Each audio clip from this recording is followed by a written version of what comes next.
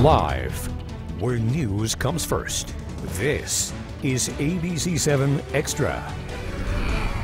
Good evening, I'm Maria Garcia. Glad you're with us this evening. Well, often in this program, we talk about ways to put El Paso on the map, to attract tourism and to showcase our best assets and to generate revenue for the city. Well, tonight we're talking about a massive production here in the borderland that aims to do just that, bring $75 million, upwards of $75 million to El Paso. Of course, we're talking about the United States Bowling Congress 2015 Open Championships. From now until July, El Paso will be getting about 1,200 visitors a day. Bowlers and their families have already booked so many hotels. El Paso made the list of top 10 spring destinations in the U.S. Joining us tonight, Duane Hagen, USBC Open Championships Manager, and Bryan Crowe, General Manager of Destination El Paso. If you have questions or comments, you can email us at ABC7Xtra at KVIA.com. You can also call us at 915-496-7075. On Twitter, I'm at MariaGABC7, or you can use the hashtag ABC7Extra. Before we get to our discussion, though, let's get caught up on what's happened so far. Be honest, what are some of the things you've heard about El Paso coming here? Dangerous as far as if you cross the border. Otherwise, fun. What's on the top of your list? What do you want to do here? Shop. Yep, and watch bowling. See how my husband does. Our Darren Hunt spoke with Tim and Lynn Prater, some of the first of more than 1,000 visitors a day coming to El Paso every day over the next 4 months. They're out and about enjoying everything that El Paso has to offer. The convention center underwent a $1.5 million transformation plus a $6 million video screen to accommodate the bowlers. To bid for the tournament, the city, county, and sports commission committed to splitting a $1.6 million site fee. Business has increased a lot. Downtown restaurants and bars say the city's investment is already paying off. Yes, I can actually say that for happy hour, we've actually had increased double our sales. Okay, let's get to our discussion. Joining us, Duane Hagen, USBC Open Championship Manager, and then also Bryan Crowe with Destination El Paso, the manager there. Thank you so much for joining us. Thanks for having us. So let's talk about the investment. In 2011, I remember you all came before City Council and said, we have this opportunity if we commit to this site fee, $1.6 million between the Sports Commission, the city, and the county. We can put in a competitive bid and we can generate upwards of $75 million for El Paso. Do you think the city's investment has already gotten their money's worth? Well, we're just getting started. I mean, as you point out, you can see there from the businesses in the downtown area, but also citywide through hotels, bars, restaurants, and shopping, that we're going to see a big impact to this community, upwards of $75 million, as you've seen. We felt we put together a very competitive bid package, and we were very excited when the Bowling Congress was awarded to El Paso. It's been a process of almost 4 years in the making, and we're just getting started. So we've got about 126 days to go of bowling, and it's really a very exciting opportunity for El Paso. What do you think it was about El Paso that was a good fit for the tournament, Duane? Well, we'd had an incredible experience in 2010 with the Women's Championships coming here. A lot of the women came back with great stories, great memories, and certainly wonderful experiences of the hospitality from El Paso. And then the experience of just the staff. You know, I mean, to put on something like the Open Championships, having an experienced staff in place that's kind of familiar with what we do is a huge asset. And this was, I mean, a huge undertaking. We talked about the transformation in the convention center. More than 60 bowling lanes, 63 I believe it is, right? Correct. And that huge screen, $6 million, and then is it $1.5 million to transform the convention center? That was paid for by the Bowling Congress, right? Correct. Okay, so tell me about what goes into that transformation. I don't know if you want to start, but I mean, essentially from the building side, I mean, we prepare and have to schedule accordingly to be able to turn over the building to the United States Bowling Congress to be able to build out the center, which we did in early December. We were very fortunate. We were able to coordinate with the Bowling Congress to be able to still host one last event, which is kind of signature to us, on an annual basis, which relates to the Sun Bowl activities. We were able to host both the Fan Fiesta and the Sun Bowl Rotary Club Luncheon.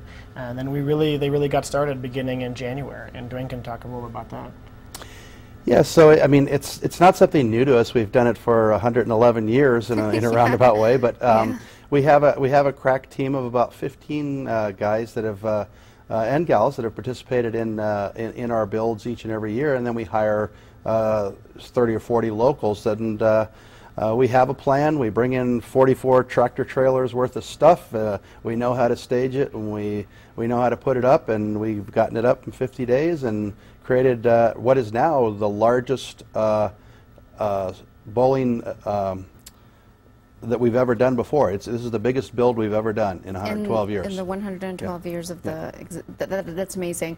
But you know, we've talked a lot about the bowlers who are going to be here on any given day, right? More than 1,200 or about 1,200, 400 arriving, 400 leaving on a daily basis. But those aren't the only people who came because of this. I mean, you moved to El Paso in December, right, because of this? Correct. I moved here along with about 43 what we call traveler staff. We come here, we get apartments, we set up, and we basically become El Pasoans for 5 or 6 months, and then we hire about another 75 to 100 other local support staff as well. And so it's a fun life, and we're looking forward to experiencing more of all of El Paso. What does this event, Bryan, mean for the average El Pasoan, the average resident, the average taxpayer? What benefit do they get from this? Well, the reason we engage in tourism development is to be able to bring in outside tax dollars to our community. So this is a way of being able to contribute to operating our state and municipal governments without a direct impact to the citizenry. It's also a great opportunity for El Paso to showcase its legendary hospitality to the folks that are coming to visit with us over the next 128 tournament days, and send them to all corners of our country and then some international locations to talk about what El Paso is all about. So we are the center of the bowling universe for the next 4 months. And that's really just an incredible opportunity for us. And it also gives us a stepping off point for further development in terms of being able to attract large meetings, conventions, and sporting activity to the El Paso area. We hosted the women in 2010. As you heard Duane say, that had a lot to do with how we were selected to be able to host the Open tournament here for 2015. We certainly, when we were competing for the Conference USA Men's and Women's Basketball Championships in 2011, we were able to talk about our success from the women in bowling in 2010. We were being successful in 2011, led to a 2014 championship tournament as well. So these things are it's our resume for being able to execute these types of activities, and it helps elevate El Paso in terms of a destination. Our resume as a city. Yes, ma'am. That's a really good way of putting it. So what's next? What other big event does the convention center or the Visit El Paso have? So we actually have a great set of next couple of years, a number of different national, regional, and international convention and meetings coming into the market. I think one that's one of the most unique is we have the International Jugglers Association, which will be here in 2016. It'll be the first time that it's actually come into Texas, so it's even first for the state. And it's a pretty unique event. There are both private and public functions that are tied to hosting the event, and the community will get to see a lot of juggling enthusiasts from all over the world come into El Paso for that. We've been successful in being able to attract a number of statewide associations to the market as well. We're obviously very focused as well on continuing to develop our downtown, our convention portfolio, accommodations in terms of convention hotel and other things like that. We've become very active with the passing of the 2012 Quality of Life Bond Initiative and being able to attract sporting event and tournaments to be able to take advantage of the facilities that El Paso voters overwhelmingly supported in 2012, things like the natatoriums and the flat fields.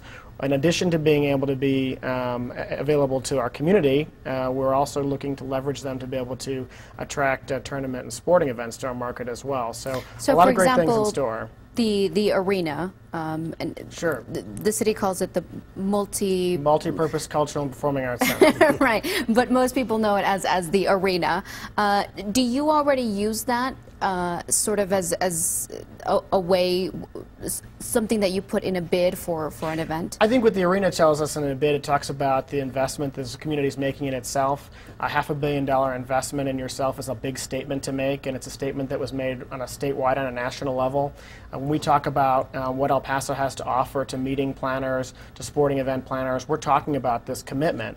And the direct relationships really are probably for the flat fields, for the trolley system in the downtown area, the added amenities like AAA baseball. These things are all adding to the portfolio of things that visitors who may be conventioneers or participants in sporting event and tournament activity can look forward to enjoying when they come into our market.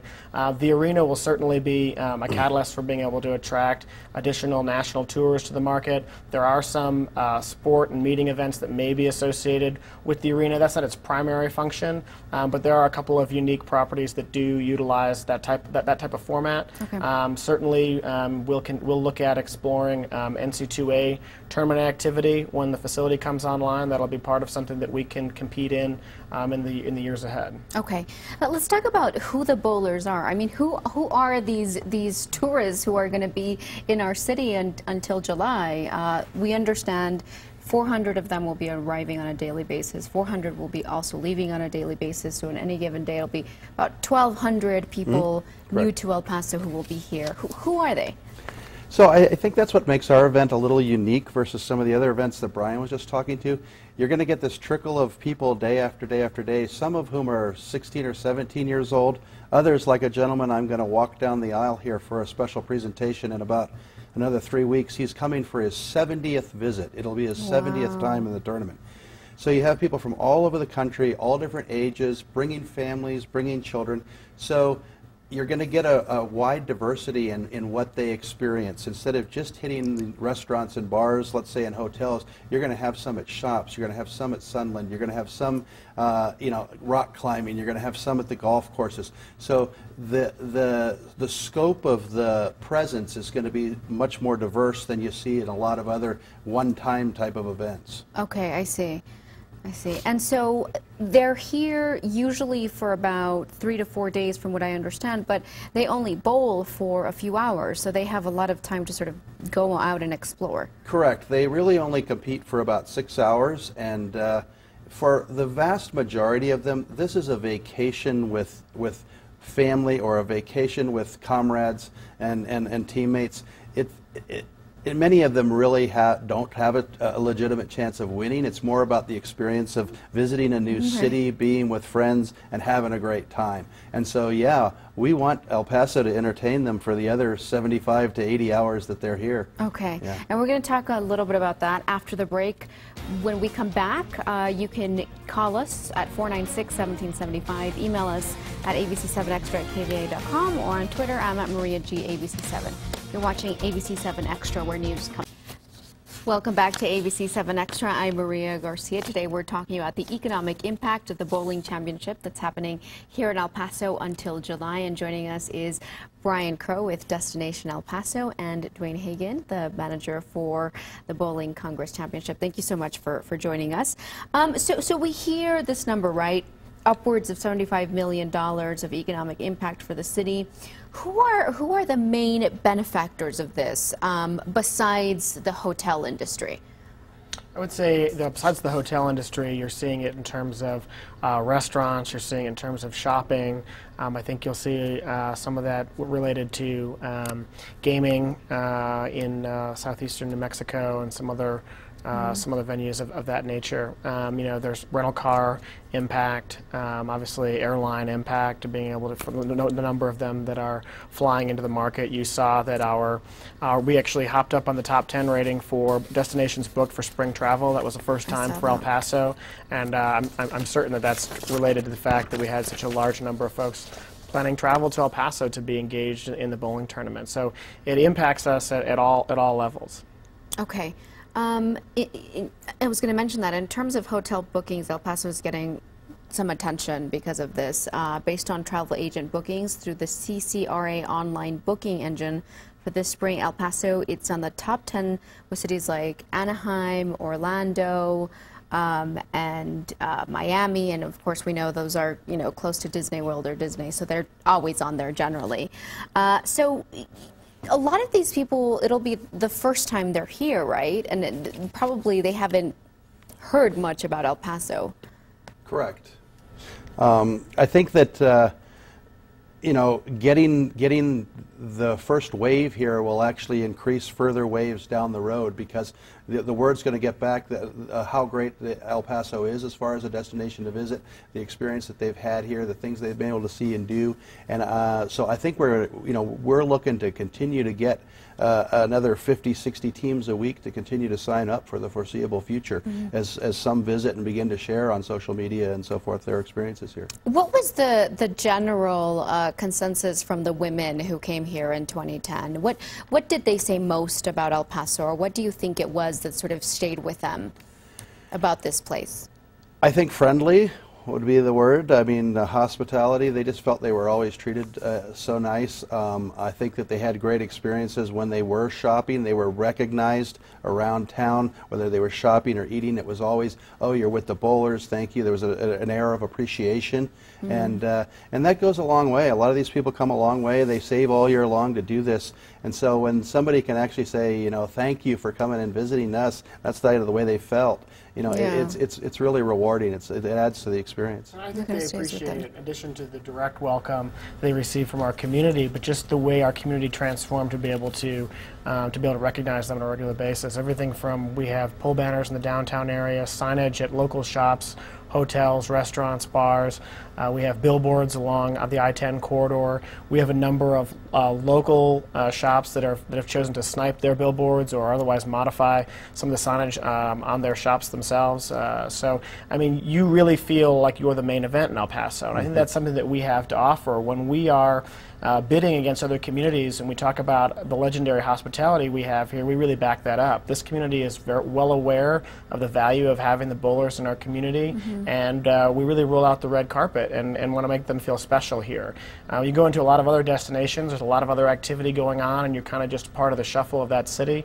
When you're in El Paso, you're the main event, and I think that's something that really helps us be able to secure these types of activities. You know, I want to talk about a little bit about where they're staying. I know that the city for some time now has been trying to incentivize some hotel development, specifically in the downtown area. They need 1,000 rooms, I believe was the last time I heard about it, but they're not there yet. So these bowlers spread throughout the city, staying mainly in downtown El Paso. What do you know about that? Well, I think there are 19 contracted hotels that are contracted to the Bowling Congress, and of course there are also bowlers that sometimes will book outside of the housing department through bowling. So it's a citywide impact.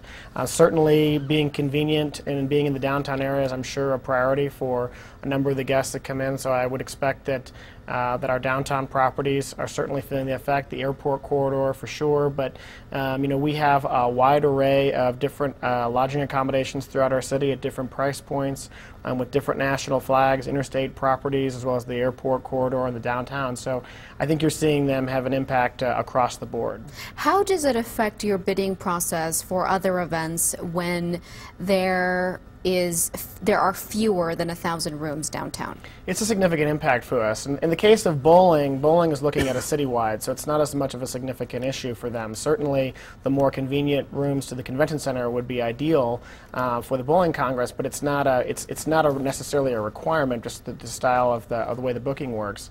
But when we're looking at national and statewide professional association business, that's a key element. I mean, you typically want to have your delegates staying in one headquarters property. You usually have one or two spillover type facilities, and it's important to be within walking distance of where the meetings and the events are. As a meeting planner, you don't want to have to be shuttling your attendees from the convention center to other hotel properties that are in excess of 5, 10, 15 minutes away from the property. It affects how engaged they are in the meeting activity.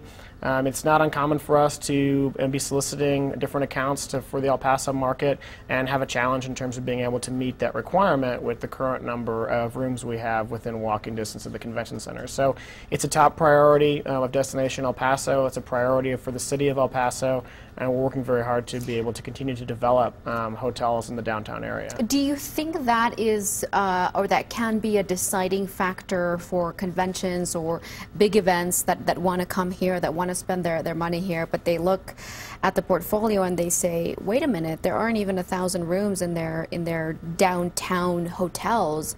How can we do that? Especially if it's you know, an event where they want to walk there. It's a significant issue for us. When we're making a presentation specifically for convention and meeting activity, very specifically, this I would say where it's the biggest priority, we're being asked to obviously profile the convention center, but we're also being asked to profile the lodging accommodations, and that's a gap that we have. There are a number of other types of events and activities, however, where our profile works very well, and we have a large number of interstate properties, which works very well for amateur youth sport activity, which is a big area that we're continuing to develop, being able to attract softball tournaments, baseball tournaments, soccer tournaments, and then once we get our natatorium facilities online, aquatics tournaments. So we have a great profile for that because they're looking for, those groups are looking to be spread out amongst a number of properties. They're looking for, you're talking about families that usually are having 3 or 4 folks up to a room. They're looking for the lower cost of a limited service interstate property versus places that have business centers and 24-hour food service and catering and restaurants and business centers. That's not their focus like it is for meeting and convention. So there are different types of lodging accommodations that serve different types of activities, and we want to be able to grow our professional statewide association business. But there are about 80% of Texas statewide professional association business that could fit into our convention facility in downtown El Paso, but we have that gap in terms of the lodging accommodation. So that's what we're continuing to develop. Okay. But for the bowlers, not having enough rooms downtown wasn't a big priority.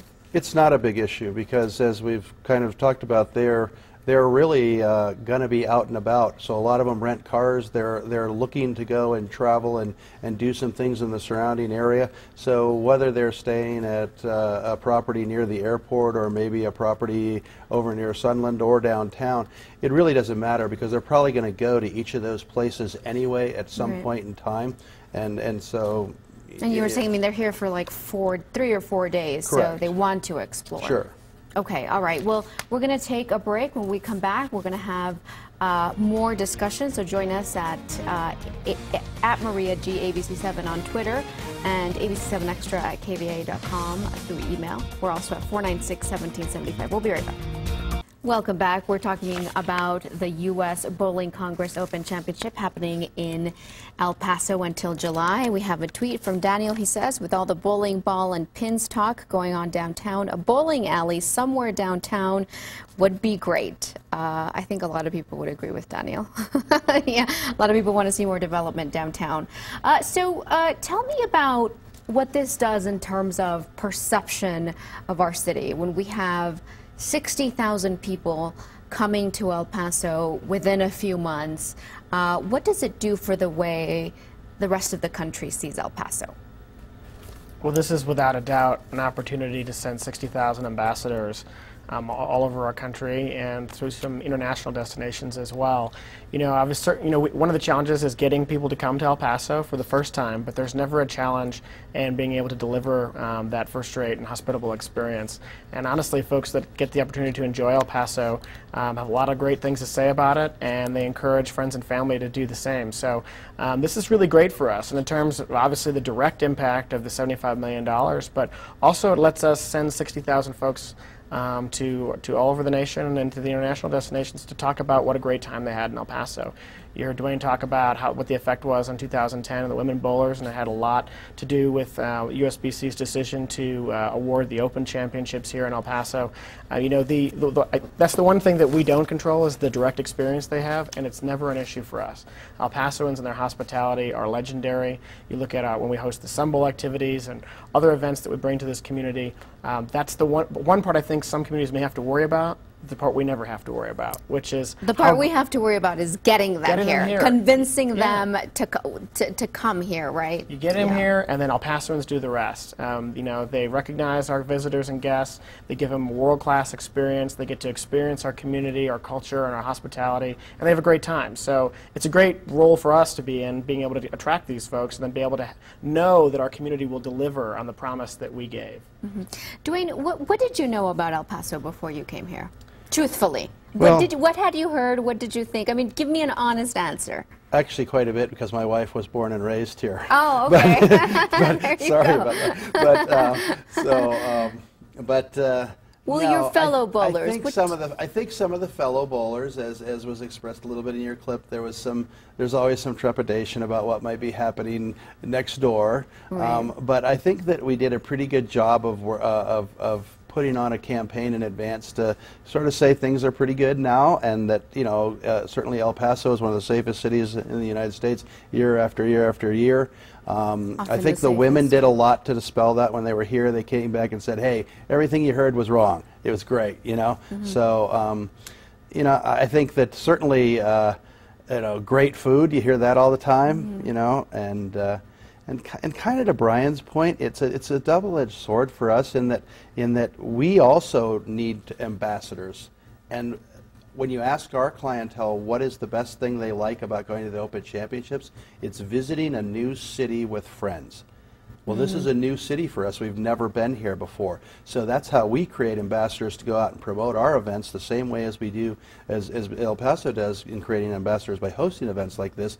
They'll be able to go back and tell, hey, El Paso was they went to a new city, and it gets us to have more people involved in future tournaments as well. So what did you do ahead of time to sort of dispel maybe any concerns that they may have had about border violence and things like that?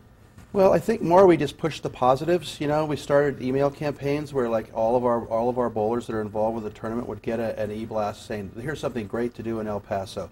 You know, some of the statistics about the safety of the city, but more just like, this is positive things to do. We did a whole video on some of the great restaurants around here. We did a thing on the parks around here, just some of the golf courses. There was one, and it was just a short little blurb or a short little video that our members would get, just sort of saying, there's a lot of really neat stuff to do here. One of the things we did is that the tournament the year prior was held in Reno, and we had a contingent in Reno for the entire tournament event. So we had an on-the-ground visitor information center and visitor information specialist that were talking to the bowlers about where they were going to be the next year, being able to answer those questions firsthand, being able to provide them with a profile of our community, talk about the attractions and all the things to do, and the excitement that we have in our city right now. So I think that goes a lot to be able to help them understand what El Paso is all about. Yeah, to have that presence there. It definitely did. It was a great help. Okay, thank you. Well, we're out of time. Thank you so much for Thank you. I appreciate you. Thank you so much, Bryan. Thank you. And thanks for joining us on ABC-7 Extra. We'll see you next week. Bye-bye.